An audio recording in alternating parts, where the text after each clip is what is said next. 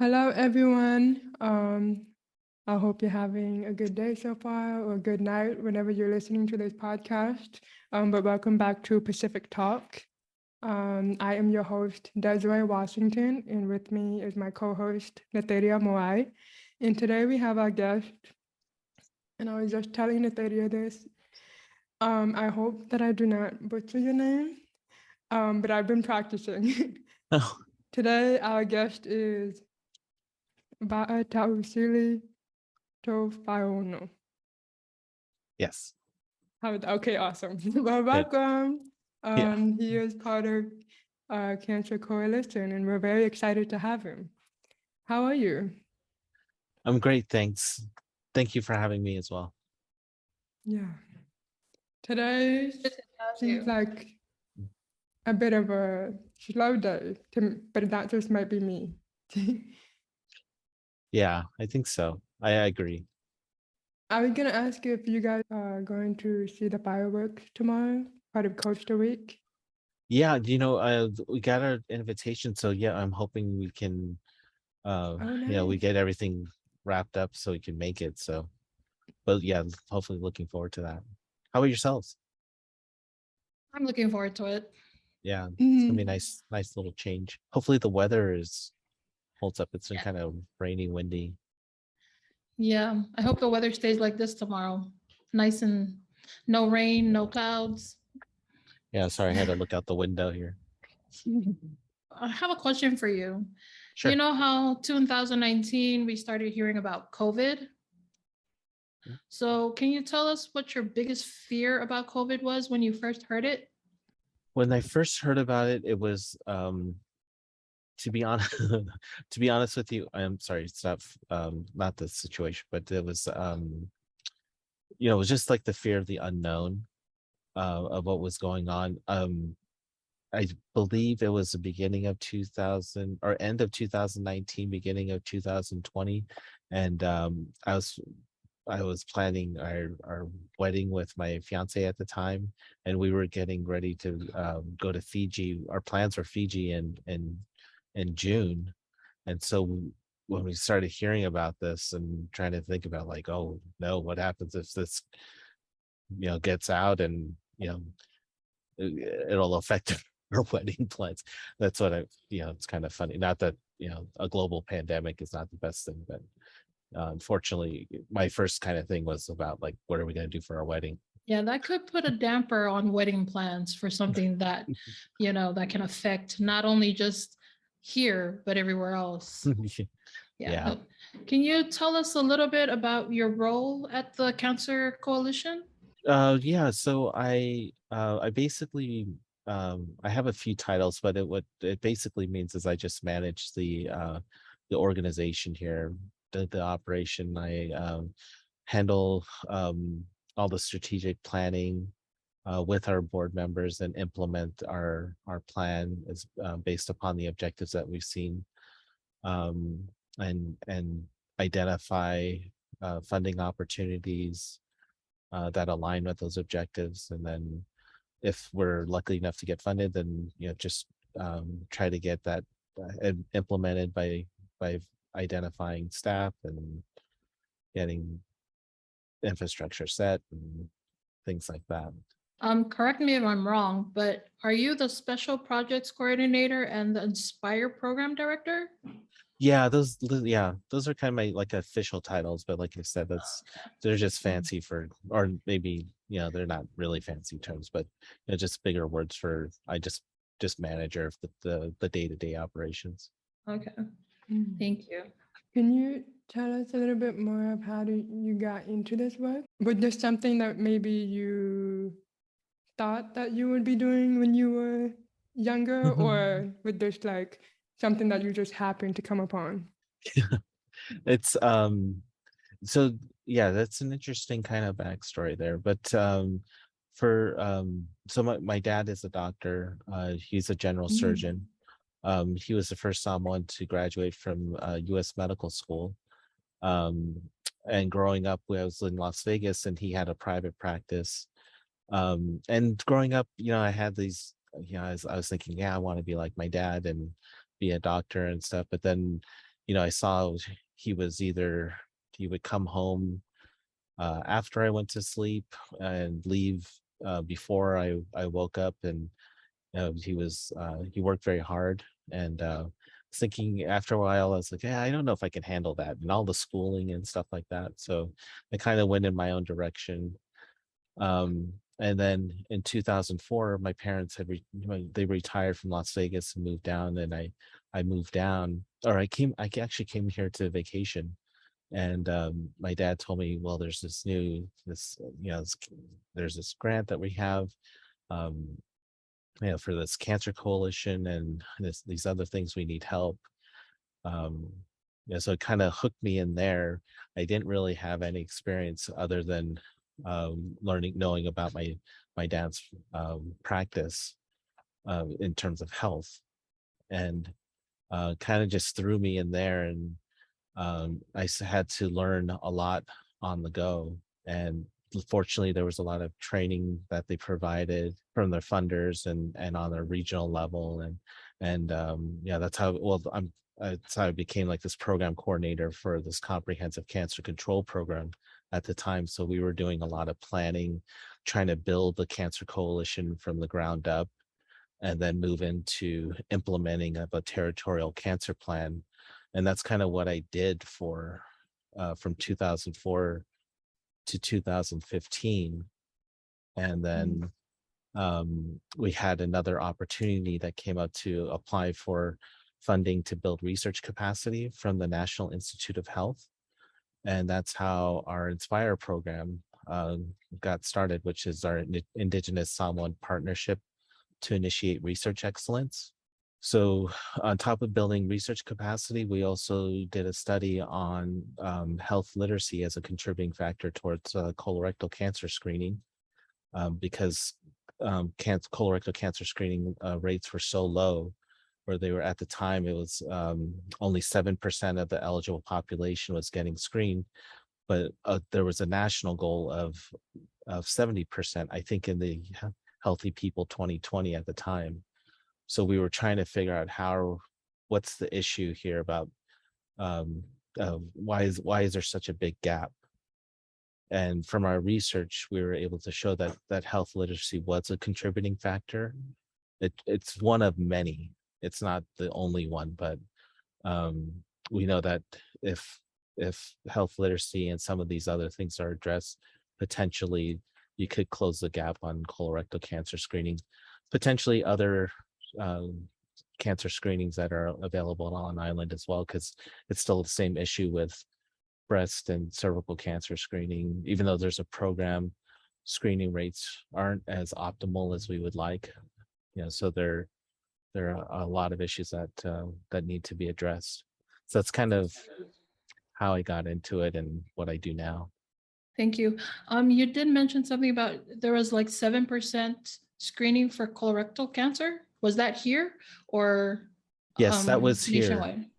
That was here. That was at the time, I think it was 2013, the behavioral risk factor surveillance system, the BRFSS, was done at that time from Department of Health.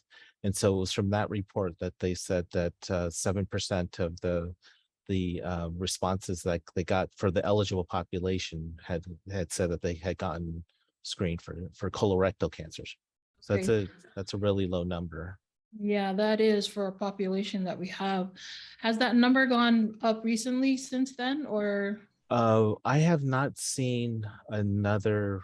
Well, you know what? I think there was another report in the hybrid, but I don't think it's really changed that much. Like I said, there are so many. There are other issues like screening, the screening tools being culturally accepted and appropriate. So I can understand why a lot of people don't want to do that, because at least for colorectal cancer, one of the symptoms is blood in your stool, and some of these tests have to dealing with that. So many people don't want to have to do that and have to go through the steps of fishing through your toilet.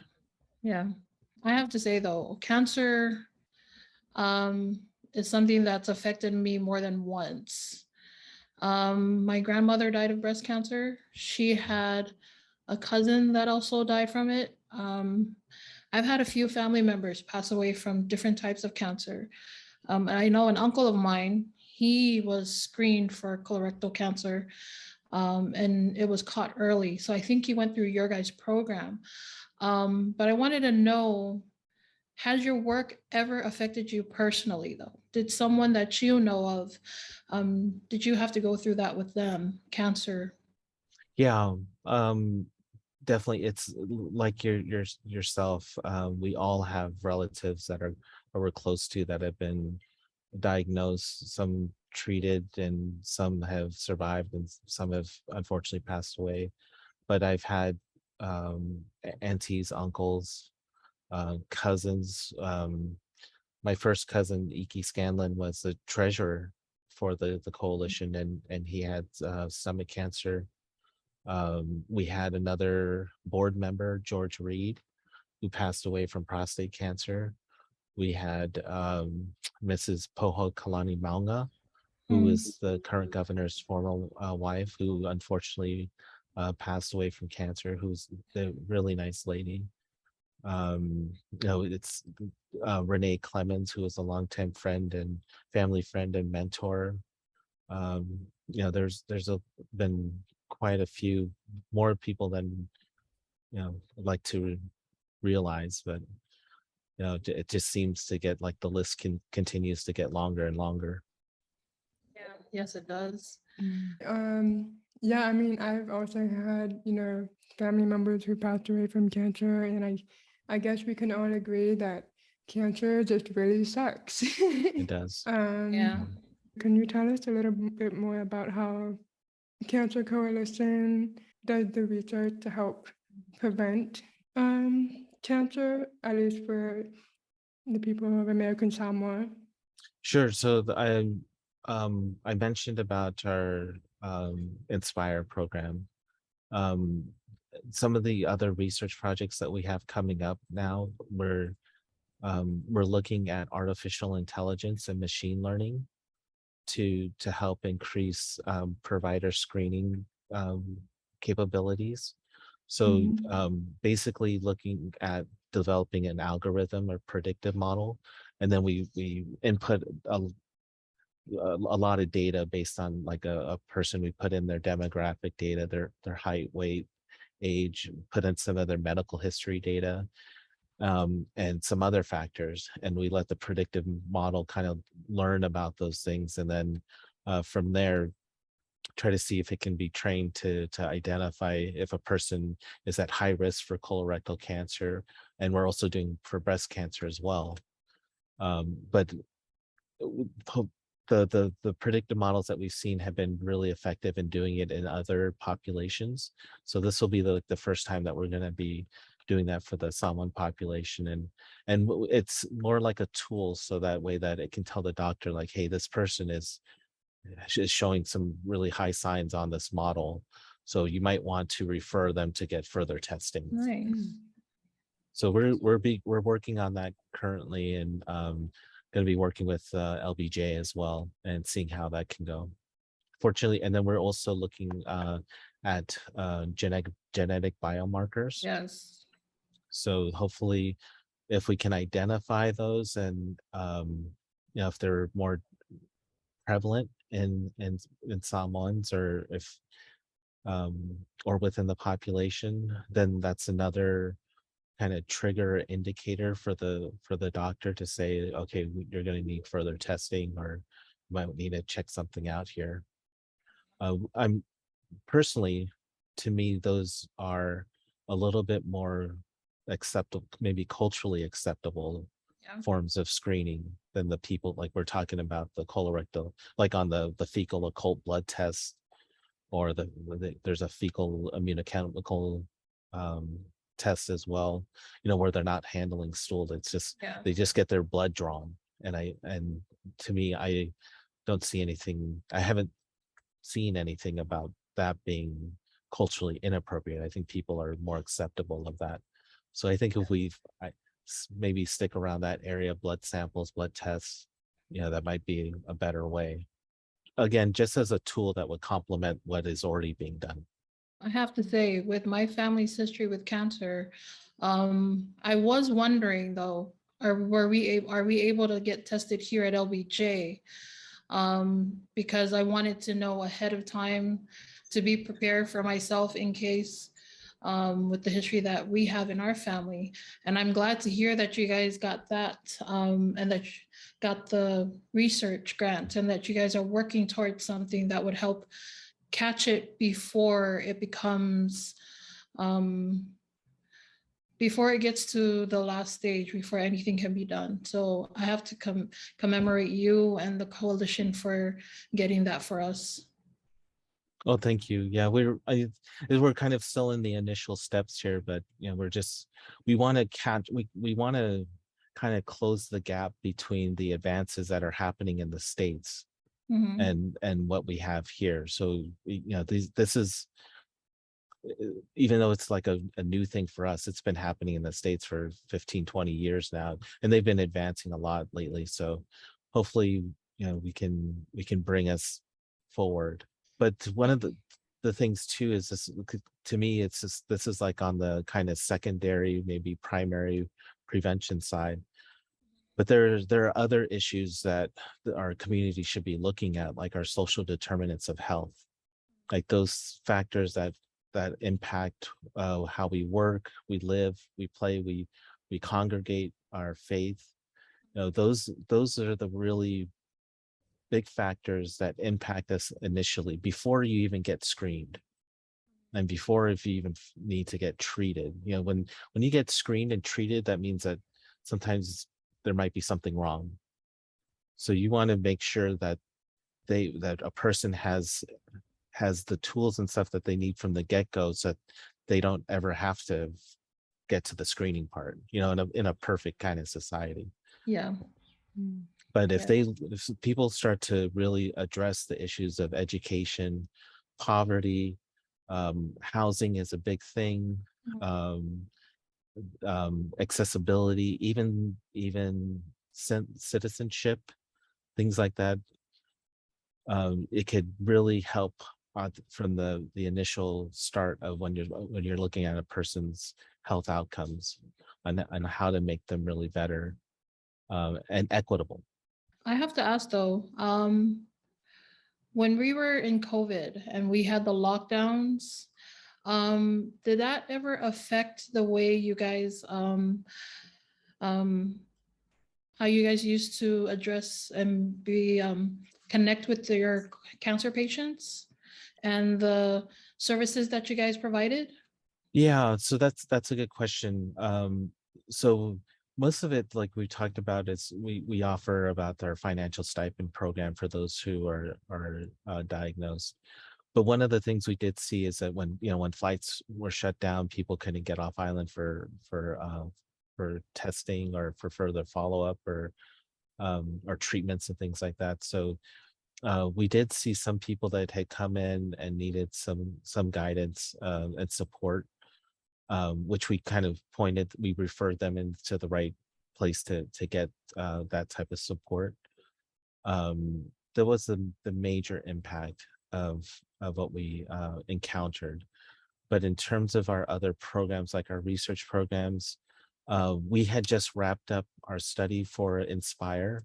So we weren't out there looking for recruits for participants. So we were actually okay in those terms.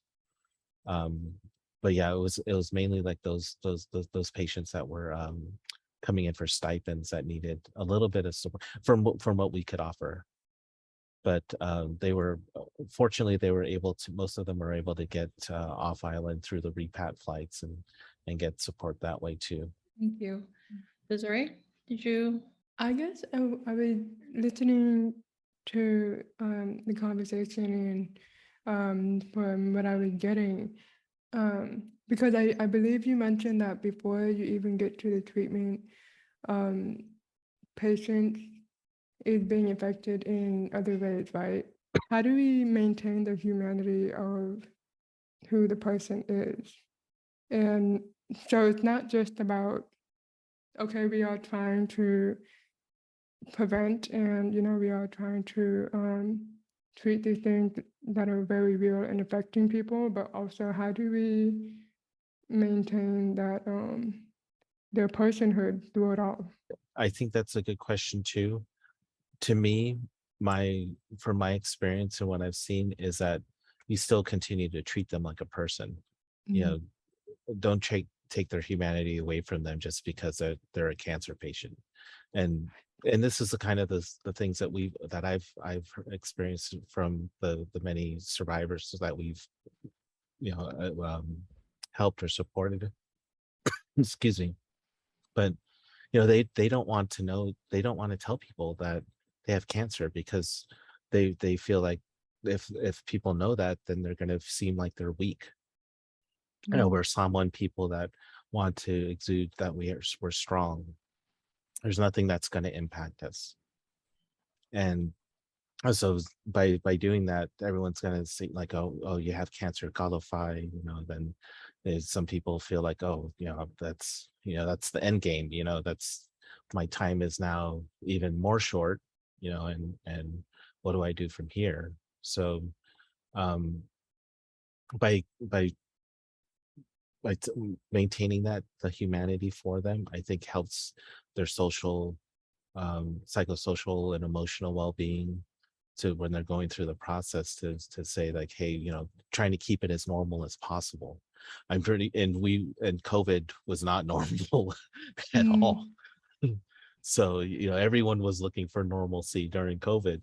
So yeah, I think especially on the cancer side, that's my recommendation on how to maintain the humanity of a cancer patient, is treating them like they normally would be treated. Yeah, the golden mold. Yeah. Pretty much. Yeah, nobody wants to feel different after something, at least I don't think so. I remember you mentioned something about your guys' stipend that you offer cancer patients. Is there any other services that you guys offer to cancer patients, like support groups or stuff, something like that? No, we used to have a support group, but no, we don't have that anymore. But yeah, it's basically once if a person gets diagnosed, then the financial stipend program is what we have. We focus primarily more on the research, um, sometimes the primary prevention education portion, for programs and activities for cancer. Thank you. I know you guys provide the stipend, and I know your guys' building is in Uli, and but what are some ways that the people of American Samoa can keep up to date with the Cancer Coalition and what you guys are doing? Sure. So mostly we focus a lot on our social media presence. We have our Facebook page and Instagram page. And then normally we'll create a new page for any other programs or projects that we have out there. So we have our Act as One page. I think there's still the Inspire tab and on our website. And then now we just this week we were funded for a study to research the prevalence of Alzheimer's disease and related dementia on island. So that project will be starting next week, Friday. So we're going to be posting a lot more about that and more of the details and what's to come of that. So we're really excited about that. But we're also going to try to expand, send out newsletters to our partners, and try to get more presence out there on the radio, TV, and newspaper as well. Other than your social media presence, do you guys do outreaches to church organizations and villages? Not in terms of cancer. No, we for our Act as One program that was geared towards mostly for COVID vaccination and testing. We do more outreach that way. That's and kind of just to make a connection to what I had mentioned Inspire. when COVID hit and there were so many uncertainties, um, we saw that like the task force was being developed, and they were doing things, and finally when the vaccine was available, um, we we knew that it was a good time to help share what we learned from our research on, especially with health literacy, to really boost up communication in regards to COVID-19. So we developed toolkits and messages on social media messages, radio messages all over the spectrum, that in partnership with DOH and the governor's office, and I believe with USAID as well, just so that we could take, especially like what we've learned and how to help improve messaging, because there were a lot of things that we did pick up in on the health literacy side, a lot of tips and things like that that we wanted to share with the those who are out there doing messaging too, so that way it could be more effective and people could comprehend the messages better, because that was a large issue in regards to the studies that we did. So we kind of just are kind of doing this full circle, trying to share our gained experience and knowledge with the other groups and partners that we have. Not so much, of course, we start with cancer, but it's impactful of all diseases and frameworks and models and things like that of towards health and public health. Mm.